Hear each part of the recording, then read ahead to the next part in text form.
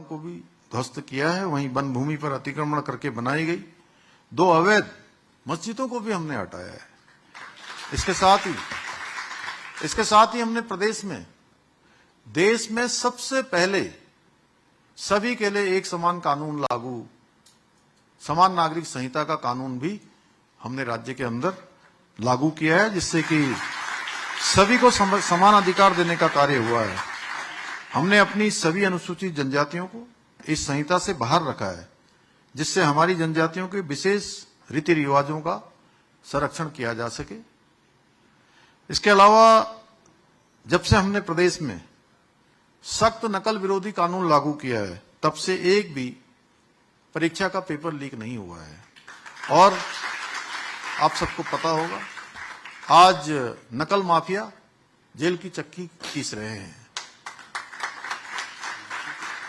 और जब हमने इन नकल माफियाओं के खिलाफ जब कार्रवाई करना प्रारंभ किया, आज तक भी वो नकल माफिया कहीं न कहीं किसी न किसी तरीके से खुरापात करने का प्रयास करते हैं। तब उन्होंने हमारे नौजवानों को, युवाओं को, छात्रों को, छात्राओं को हमारे खिलाफ ही बरगलाने का प्रयास किया, उनको सड़कों पर उतारने का प्रयास किया, तोड़फोड़ करने के लिए उनको उकसाया। लेकिन भाइयों बहनों, जब नीति अच्छी हो और नियत साफ हो, जब आपका मन बिल्कुल साफ काम करने के लिए आगे बढ़ रहा हो, किसी अच्छी काम के लिए आगे बढ़ रहा हो, तो ईश्वर का आशीर्वाद मिलता है। ईश्वर के आशीर्वाद के साथ साथ समाज का भी साथ मिलता है। और पूरे प्रदेशवासियों ने हमारी सर पर हाथ रखा, हमारी पीठ पर हाथ रखा। हमने नकल माफिया के खिलाफ कार्रवाई करी। आपने देखा होगा, देहरादून में भी बड़े स्तर पर तोड़फोड़ करवाने का प्रयास किया गया था। उस समय तमाम दुकानों को तोड़ने का प्रयास किया गया।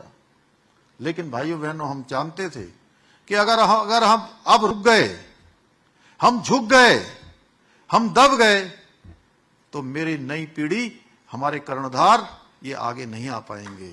इसलिए इनके भविष्य को आगे लाने के लिए आलोचना सहना हमने स्वीकार किया। हमने उनकी आलोचना सही, उनका विरोध भी सहन किया, लेकिन अंततः नकल का कानून भी हम लेकर आए। और वो नकल का कानून पूरे देश के अंदर सबसे सख्त नकल कानूनों में से एक है। उसी का परिणाम हुआ कि आज जितनी परीक्षाएं हो रही हैं, सारी परीक्षाएं पारदर्शिता के साथ हो रही हैं, बिना नकल के हो रही हैं। अब कोई पेन ड्राइव से नकल नहीं होती है।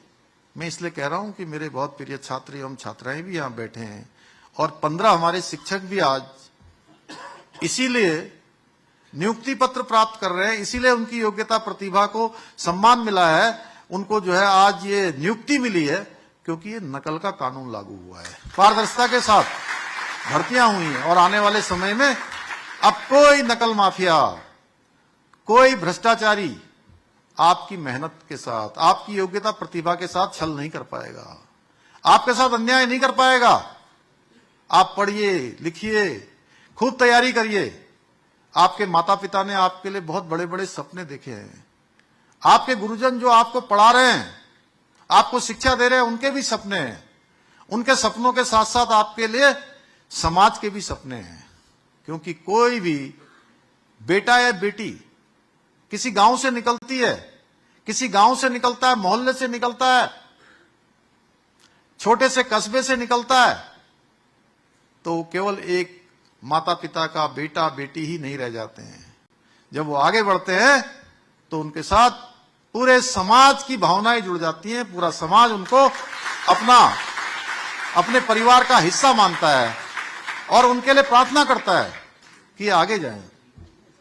तो इसलिए मैं आप सबसे कहना चाहता हूं, खूब